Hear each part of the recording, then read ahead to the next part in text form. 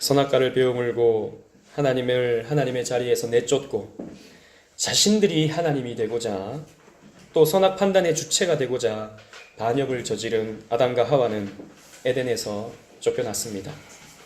이후 아담과 하와는 에덴의 동쪽에서 아들들을 낳았습니다. 그러한 내용이 우리 오늘 본문 1절 2절에 있는데 우리 1절 2절을 다 같이 한번 읽어보도록 하겠습니다. 우리 4장 1절 2절 시작. 하나님이 그의 아내 하와와 동침하매 하와가 임신하여 가인을 낳고 이르되 내가 여호와로 말미암아 득남하였다 하리라. 그가 또 가인의 아우 아벨을 낳았는데 아벨은 양치는 자였고 가인은 농사하는 자였더라. 아멘. 첫째 아들은 가인이었습니다. 이 이름의 뜻은 내가 여호와로 말미암아 득남하였다라는 뜻을 가지고 있습니다. 아마도 아담과 하와는 창세기 3장 15절에 하나님이 주셨던 여인의 후손이 뱀의 머리를 상하게 할 것이다 라고 하는 그 말씀을 기다렸던 것 같습니다. 그래서 하와가 아들을 낳자 내가 여호와로 말미암아 득남했다, 내가 드디어 아들을 낳았다 라고 하는 이름을 지었던 것이죠. 그 아이가 메시아라고 생각했던 것입니다. 그러나 그 둘째 아들의 이름을 짓는 것을 보고 우리는 그 기대가 산산조각 났음을 우리는 확인할 수 있습니다. 둘째 아들의 이름은 아벨이었는데 이 이름은 히브리어 하벨에서 나온 그런 이름입니다. 이 하벨이라는 말은요, nothing, vanity라는 뜻을 가지고 있습니다. 즉 아무것도 없음, 헛됨 이런 뜻을 가지고 있습니다. 이 둘째 아들의 이름을 아벨이라고 하는 이름으로 지었던 것은 가인이 메시아가 아니라는 것, 여자의 후손이 아니라는 것을 명확하게 확인한 후에 야, 이거 아무것도 아니구나, 우리는 아무것도 아닌 존재구나 라는 것을 생각하면서 둘째 아들의 이름을 아벨, nothing, vanity라고 하는 이름으로 지었던 것 같습니다. 이들은 인류의 첫 아들들이므로 이들 또한 역시 이 세상의 모든 아들들, 즉 이 세상의 모든 자녀들을 대표하는 삶으로 살게 됩니다. 두 아들이 있다는 것이죠. 가인 같은 아들이 있고 아벨 같은 아들이 있다라는 것입니다. 즉 가인의 길을 걷는 사람들이 있고 아벨의 길을 걷는 사람들이 있다라는 것입니다. 그러한 길이 어떠한지 오늘 말씀을 통해서 함께 살펴보고자 합니다. 첫 번째로 더 나은 제사를 드린 아벨의 모습을 우리는 확인해 봐야 됩니다. 우리 3절로 5절 말씀을 다 같이 한번 읽어보도록 하겠습니다. 4장 3절로 5절. 아까 목소리가 너무 작던데요. 우리 다 같이 한번 큰 소리로 읽어보도록 하겠습니다. 시작. 세월이 지난 후에 가인은 땅의 소산으로 제물을 삼아 여호와께 드렸고 아벨은 자기도 양의 첫 새끼와 그 기름으로 드렸더니 여호와께서 아벨과 그의 제물은 받으셨으나 가인과 그의 제물은 받지 아니하신지라. 가인이 몹시 분하여 안색이 변하니. 아멘. 가인은 농사하는 자였고 아벨은 양치는 자였습니다. 그래서 그들은 각각 하나님께 자신의 제물을 가지고 제사를 올려드렸습니다. 가인은 땅의 소산을, 즉 땅으로 말미암아 지은 농산물을 하나님께 드렸을 것이고 아벨은 양의 첫 새끼를 제물로 하나님께 바쳤던 것이죠. 그러나 하나님께서는 아벨의 제물은 받으셨으나 가인의 제물은 받지 않으셨습니다. 그 이유가 무엇이었겠습니까? 하나님은 고기를 좋아하셔서, 이런 곡식이나 채소는 좋아하지 않으셔서 육식주의자시기 때문에 하나님이 아벨의 제물을 가인의 제물을 받지 않으셨겠습니까? 그런 것이 아니겠죠. 하나님은 사실 출애굽 이후에 제사 제도를 만들어 가실 때도 곡식 제사를 하나님께서 받으십니다. 소제라 그러죠. 곡식 제사를 하나님께서 받으셔요. 그렇다면 왜 가인의 제물은 받지 않으셨겠습니까? 우리가 성경을 해석하는 데 있어서 가장 중요한 원칙 중에 하나는 성경은 성경으로 해석하는 것입니다. 이 본문을 설명하고 있는 다른 본문을 통해서 우리는 이 본문의 의미를 파악해야 되는 것이죠. 히브리서가 바로 그 답을 해주고 있습니다. 우리 주보에 있는데요. 히브리서 11장 4절 말씀을 다 같이 한번 읽어보도록 하겠습니다. 시작. 믿음으로 아벨은 가인보다 더 나은 제사를 하나님께 드림으로 의로운 자라 하시는 증거를 얻었으니 하나님이 그 예물에 대하여 증언하심이라. 그가 죽었으나 그 믿음으로써 지금도 말하느니라. 아멘. 믿음으로 아벨은 하나님께 더 나은 제사를 하나님께 드렸다 그랬습니다. 즉 아벨의 제사는 믿음으로 드렸던 제사였다라는 것입니다. 그렇다면 가인의 제사는 믿음으로 드린 제사는 아니었다라고 하는 결론을 우리는 맺을 수 있는 것이죠. 아마도 가인은요 형식적으로 의무감으로 제물을 바쳤던 것 같습니다. 기쁜 마음이 아니라 하나님을 향한 사랑의 마음을 갖고 있지 않고 그저 의무감과 형식적으로 제사를 올려드렸던 것이죠. 그래서 하나님이 가인의 제물은 받지 않으셨던 것입니다. 이렇게 인류는 둘로 나뉘게 되는 것이죠. 믿음의 사람과 믿지 않는 사람으로 나뉘게 되는 것이죠. 믿음으로 사는 사람은 하나님께서 그와 함께 하시고 그것을 받으시지만 믿음으로 살지 않는 사람은 하나님께서 외면하시고 그의 것을 인정하지 않으신다라는 것입니다. 여러분 오늘 예배를 드리는 우리도 마찬가지입니다. 이 예배 시간이라고 하는 것은 구분되는 나뉘어지는 그런 시간입니다. 가인과 같이 믿음 없이 예배하는 사람과 아벨과 같이 믿음으로 예배하는 사람이 나뉘어지는 것이 바로 이 예배 시간인 것이죠. 오늘 여러분들은 어떤 예배를 드리고 있습니까? 그저 의무감으로 마지못해 이 자리에 나와 있지는 않으십니까? 좀 쉬고 싶은데, 좀 더 자고 싶은데, 혹시 주일이라도 나가지 않으면 하나님께서 벌 주실까봐, 혹은 내가 지금 누리고 있는 것 하나님이 요놈 요거 안 되겠네?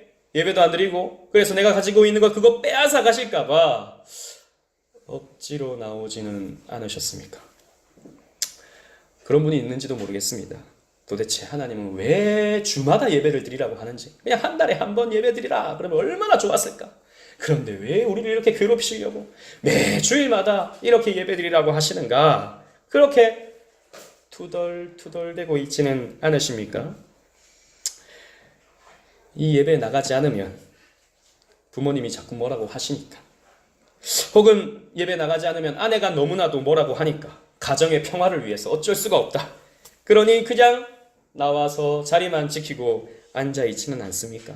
아니면 어릴 때부터 주일 예배 드리는 것이 너무나도 익숙하기 때문에 아무 생각 없이 그저 당연하게 기계적으로 이 자리에 앉아있지는 않습니까? 제가 이렇게 얘기하니까 혹시 찔리는 분 계십니까? 혹시 목사님 나보고 얘기하나? 이런 생각하시는 분이 있으십니까? 여러분들에게 얘기하는 거 아니고 이런 사람들이 많이 있는 거예요. 제가 이 교회 저 교회 또 사역도 해보면서 많이 이런 분들이 있습니다. 그러나 여러분, 예배를 이렇게 소홀하게 생각하고 예배를 마치 의무처럼 여기며 혹은 짐처럼 여긴다면 그 사람은 가인의 제사를 드리고 있는 것입니다. 하나님은 그런 제사를, 그런 예배를 원하시지 않으십니다. 안 받으십니다. 여러분, 만약에 우리가 그런 모습으로 이 자리에 앉아 있다면 우리는 회개해야 합니다. 그리고 믿음으로 예배할 수 있도록 우리에게 믿음을 달라고 하나님 앞에 기도를 해야 되는 것이죠. 그냥 자리에 앉아 있으면 안 되는 것입니다. 그냥 자리에 앉아 있다가 예배당에서 여러분 심판받고 지옥 가는 사람도 있는 거예요. 여기에서 여러분들이 하나님을 인격적으로 만나지 않고 믿음으로 예배드리지 않는다면 우리는 소망이 없는 자들입니다. 얼마나 피곤합니까? 이 자리에 의무감으로 앉아있는 이 시간이 얼마나 고단합니까? 자꾸 잔소리 같은 설교를 듣는 이 시간이. 여러분, 믿음 없는 예배는 그런 거예요. 그러나 우리가 믿음을 가지고 하나님께 예배할 때 하나님은 우리를 만나주시고 우리가 드리는 제물을 주님께서 기쁘게 흠양해 주시고 우리와 교제해 주시고 우리에게 축복을 베풀어 주시는 것입니다. 그러므로 여러분, 하나님이 기뻐하시는 믿음의 예배를 올려드리시는, 영과 진리로 예배하시는 저와 여러분들이 되시기를 간절히 축원합니다. 두 번째로 가인은요, 죄를 다스리지 못했습니다. 우리 6절 7절 말씀을 다 같이 읽어보도록 하겠습니다. 6절 7절 말씀 시작. 여호와께서 가인에게 이르시되 내가 분하여 함은 어찌 됨이며 안색이 변함은 어찌 됨이냐 내가 선을 행하면 어찌 낯을 들지 못하겠느냐 선을 행하지 아니하면 죄가 문에 엎드려 있느니라 죄가 너를 원하나 너는 죄를 다스릴지니라. 아멘. 하나님께 외면당한 가인은 회개하기는커녕 안색이 변하고 말았습니다. 분했기 때문이죠. 자신도 나름의 재물을 하나님께 드렸는데 거절당한 것이 기분 나빴고 더욱이 자신의 동생의 재물만 하나님께서 받으셨다는 것이 더욱 가인으로 하여금 분하게 만들었습니다. 그래서 하나님은 7절에 이렇게 말씀하시죠. 7절 말씀이 조금 어려우니까 이를 좀 더 쉽게 번역한 표준 세번역에는 이렇게 표현하고 있습니다. 여러분 잘 들어보시기 바랍니다. 내가 올바른 일을 하였다면 어찌하여 얼굴빛이 달라지겠느냐. 내가 올바르지 못한 일을 하였으니 죄가 너의 문에 도사리고 앉아서 너를 지배하려고 한다. 너는 그 죄를 잘 다스려야 한다. 하나님이 경고의 말씀을 주셨던 것이죠. 이 분노해하고 있는 왜 하나님이 내 거 안 받으셔? 왜 동생 것만 받으셔? 라고 하면서 분노하며 얼굴빛이 달라진 이 가인에게 죄가 너를 집어삼키려고 하고 있구나. 너는 죄를 지배해야 되는 존재이지 죄로부터 지배되면 안 된다. 너는 죄를 다스려야 한다. 라고 하나님께서 말씀하셨던 것이지요. 여러분 우리는요 믿음으로 죄를 정복해야 됩니다. 하나님이 이 예배 시간에 주시는 말씀을 통해 믿음으로 반응함을 통해 우리는요 죄를 다스리면서 정복하면서 살아가야 되죠. 그러나 믿음으로 살지 않는 사람은 결국 죄에 정복당하고 맙니다. 그래서 마음의 분노대로 자기가 하고 싶은 거짓대로 자기가 살고 싶은 쾌락대로 마음대로 그렇게 살아가게 되는 것이죠. 여러분 곰곰이 생각해 보십시오. 가인의 죄는 구체적으로 무엇이었습니까? 가인은요 자신의 행위에 대한 가치를 스스로 부여했습니다. 즉 자기도 나름대로 하나님께 제물을 드렸다라는 것이죠. 이것도 굉장히 귀한 것이다라는 것입니다. 그런데 하나님이 안 받으셔? 이거 받으셔야 마땅한 것 같은데 하나님이 안 받으셔? 기분 나쁘네. 이런 죄를 가지고 있었던 것이죠. 자기 열심을 통해 내어놓은 자기의 열매를 하나님이 받으셔야 한다고 생각했던 것입니다. 그래서 자존심이 상한 것이죠. 여러분 이게 뭡니까? 이게 바로 행위주의, 율법주의입니다. 내가 열심히 살았기 때문에 하나님은 이것을 인정해 줘야 된다라고 생각하는 것. 내가 나름대로 의롭게 살았기 때문에 나는 의롭다라고 생각하는 것. 이것이 바로 행위주의고 이러한 행위주의는요 이 땅에 살아가는 모든 사람들이 가지고 있는 생각들입니다. 그래서 여러분 오늘날 교회를 안 다니는 불신자들은 하나님을 불공평하다고 생각하죠. unfair 하신 분이라고 생각합니다. 즉 나름대로 자기는 윤리적이고 도덕적으로 살아가고 있는데 뭐 별로 볼품도 없고 또 그다지 뭐 착하지도 않은 것 같은 예수 믿는 사람들이 자기들은 예수 믿는다고 천국 간다 그러고 나같이 그래도 나름대로 착하고 윤리적인 사람도 있는데 당신은 예수 안 믿으니까 지옥 간다 라고 말하면 기분 나쁜 것이죠. 아니다는 거죠. 나는 내 행위에 대한 가치가 있다라고 스스로 생각하고 있는 것이죠. 여러분 그러니 오히려 하나님을 불공평한 분으로 매도하고 있는 것이죠. 그래서 하나님을 대적하는 것입니다. 이게 바로 가인의 죄였습니다. 자기 스스로의 행위를, 자기 스스로의 존재를 가치 있게 여기는 것. 이것이 바로 죄인 것입니다, 여러분. 두 번째는 이 가인의 죄는요, 질투였습니다. 아벨에 대한 질투의 죄를 범하고 있습니다. 자신의 것은 외면당한 데 반해서 동생의 것은 하나님께서 받으셨잖아요. 혹여나 아벨의 것도 하나님이 받으시지 않으셨다면 그나마 좀 나았을지도 모릅니다.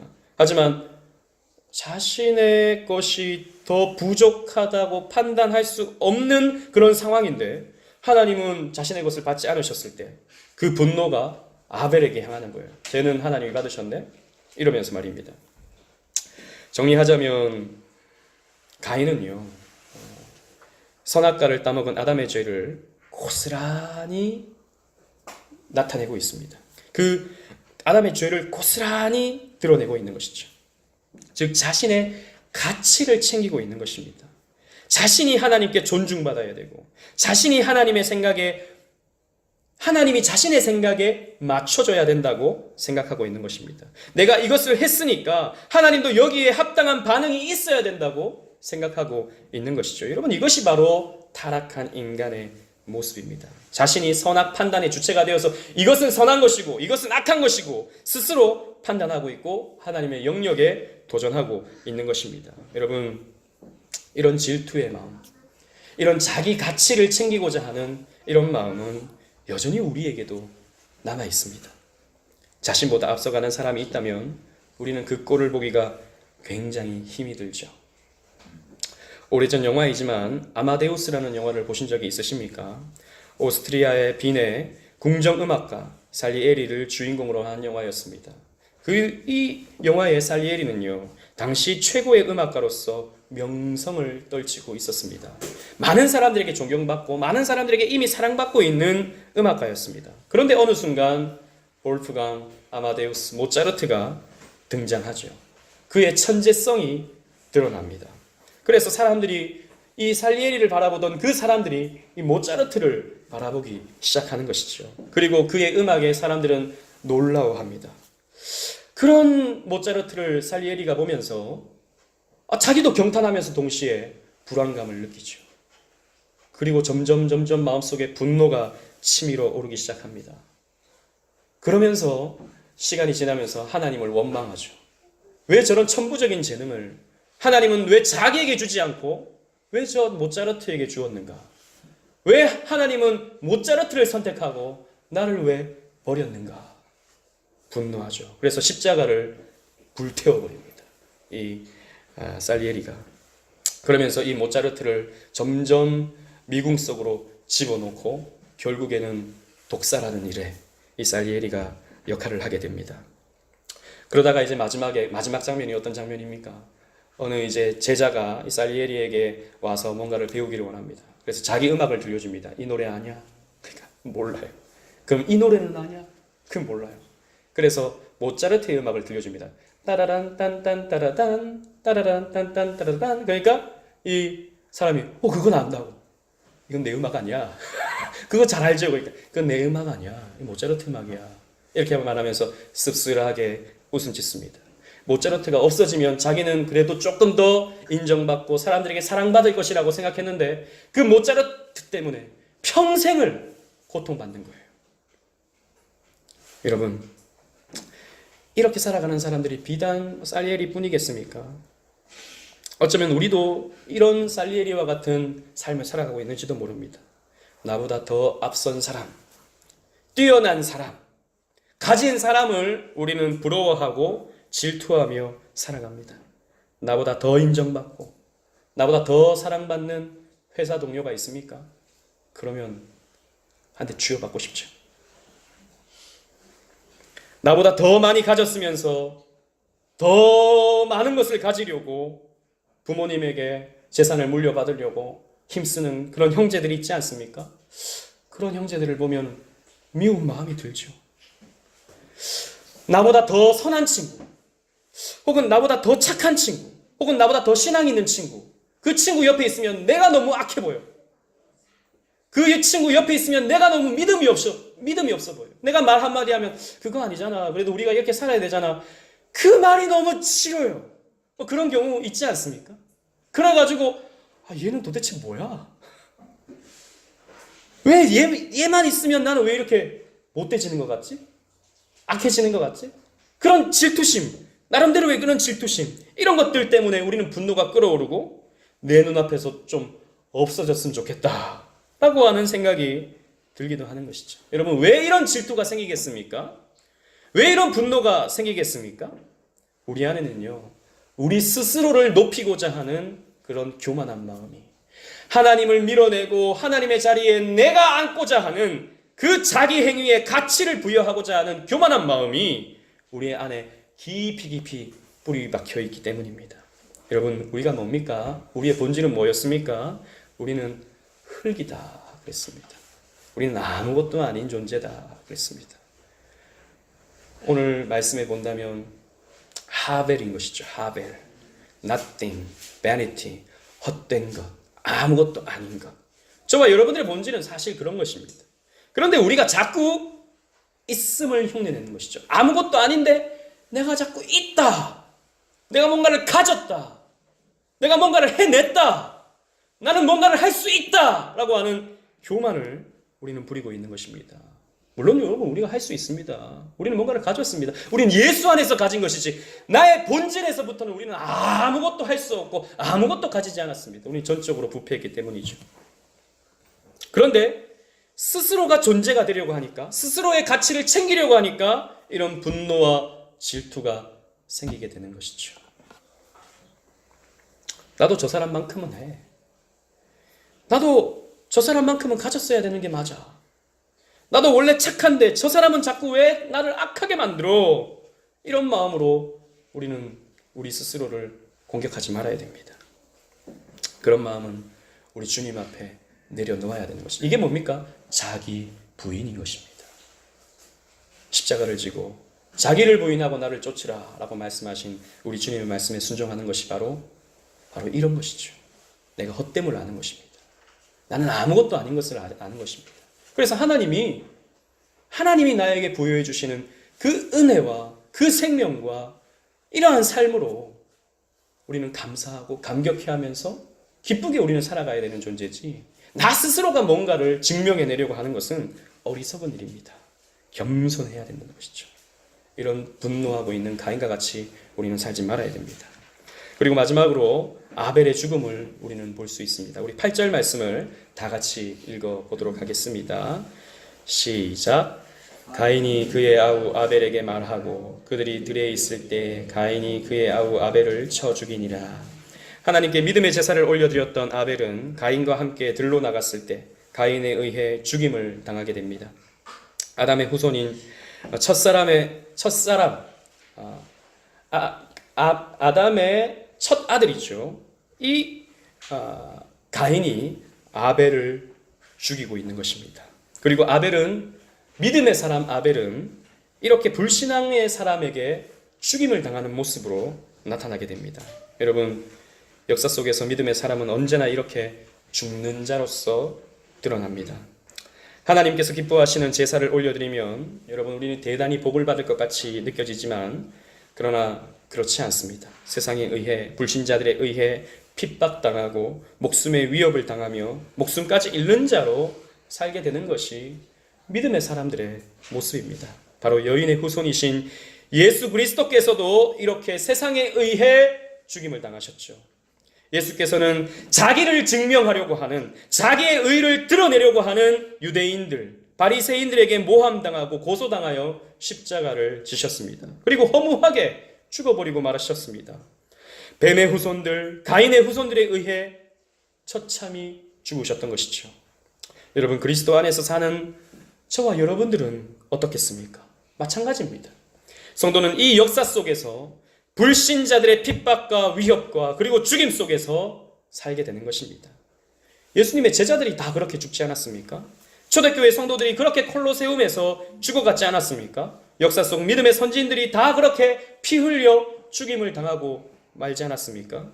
오늘날도 마찬가지입니다. 여러분, 오늘날은 순교당하기가 힘들죠. 불가능하죠. 제도적으로 법적으로 목숨을 잃는 것은 너무나도 어려워졌습니다. 하지만 여러분, 믿음을 지키다 보면요, 믿음대로 살다 보면요, 우리는 세상으로부터 외면을 당하게 되어 있습니다. 핍박받게 되어 있습니다. 여러분, 마태복음 5장 11절 12절 말씀을 우리 주보에 있습니다. 다 같이 한번 읽어보도록 하겠습니다. 우리 예수님의 말씀입니다. 시작. 나로 말미암아 너희를 욕하고 박해하고 거짓으로 너희를 거슬러 모든 악한 말을 할 때에는 너희에게 복이 있나니 기뻐하고 즐거워하라. 하늘에서 너희의 상이 큼이라. 너희 전에 있던 선지자들도 이같이 박해하였느니라. 아멘. 너희를 욕하고 박해하고 거짓으로 너희를 거슬려 너희에게 악한 말을 할 때에 너희는 꼭 기억해라. 너희는 복이 있는 사람이다. 여러분, 이게 복이래요. 세상으로부터 욕먹는 것이 복이랍니다. 왜? 세상으로부터 믿음 때문에 욕먹는 것이 참 믿음을 가진 증거이기 때문이에요. 왜 그렇게 미련해? 왜 그렇게 주일마다 교회는 나가고 있어? 왜 그렇게 보이지도 않은 하나님께 헌금 드리고 있어, 이 멍청한 것들아? 이런 말을 듣는 것이 복이래요, 복. 여러분 그런 복 받아보셨습니까? 그럴 때는 기뻐하고 즐거워하는 겁니다. 왜? 하늘의 상이 크다. 그렇게 예수 때문에 욕먹을 때, 예수 때문에 손해볼 때, 예수 때문에 핍박당할 때, 예수 때문에 모함을 당하게 될 때, 그때 하늘의 상급이 쌓인다 라고 우리 주님께서 말씀하고 있는 것입니다. 여러분들에게 이런 고난이 있습니까? 여러분들에게는 이런 믿음의 사람 아벨의 삶이 나타나고 있습니까? 그저 들어갈 때 들어가고 나갈 때 나가면서 둥글스름한 융통성 있는 그리스도인이 되어서 이 사람이 교회를 다니는지 안 다니는지 그냥 워낙 불신자들에게 잘 맞춰져가지고 아유 당신은 참 그래도 융통성 있는 그리스도인이니 마음에 드네요 이런 말을 듣는다면 여러분 우린 참 슬퍼해야 할 것입니다. 왜? 하늘의 상이 없기 때문입니다. 우리 그리스도인들은 역사적으로 늘 이렇게 핍박당해 왔습니다.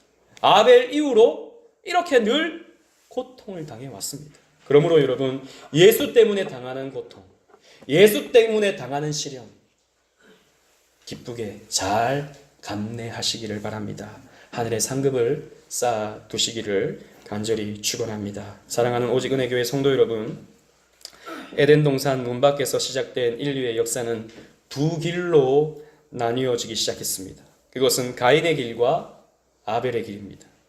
가인의 길은 불신앙의 길이요 아벨의 길은 신앙의 길이었습니다. 가인의 길은 악인의 길이었고 아벨의 길은 의인의 길이었습니다. 가인의 길은 사는 것 같으나 영원히 죽는 길이었고 아벨의 길은 죽는 것 같으나 영원히 사는 길이었습니다. 여러분 다른 길은 없습니다. 둘 중에 하나입니다. 중간 길도 없습니다. 둘 중에 하나만 가야 됩니다. 여러분들은 어느 길을 걸으시겠습니까? 여러분들은 가인의 길을 걷겠습니까? 아벨의 길을 걷겠습니까? 가인은 여러분 다음 주에 우리가 말씀을 살펴보겠지만 그나마 괜찮은 인생을 살았어요. 그러나 영생을 살지 못했습니다. 그의 인생은 화려한 것 같으나 참으로 비루한 인생을 살고 말았습니다. 그러나 아벨은 그의 인생은 참으로 짧았고 참으로 비참했습니다. 그러나 그는 영생을 살았습니다. 영원한 생명 속에서 영원한 만족 속에서 살았습니다. 여러분 어느 길을 걷겠습니까? 여러분 성경은 이렇게 말씀하고 있습니다. 시편 1편 6절 말씀입니다. 우리 주보에 있는 말씀 다 같이 읽어보겠습니다. 시작. 무릇 의인의 길은 여호와께서 인정하시나 악인의 길은 망하리로다. 아멘. 의인의 길은 여호와께서 인정하십니다. 그러나 악인의 길은 결국에는 잘 되는 것 같으나 망하게 됩니다. 화려한 것 같으나 비루하게 됩니다. 결코 여러분 가인의 길로 가지 마시고 아벨의 길을 걸어가시는 여러분들 되시기를 바랍니다. 신앙의 길, 의인의 길, 영생의 길을 걸어가시는 오직 은혜교회의 모든 권속들 되시기를 주님 이름으로 축원합니다.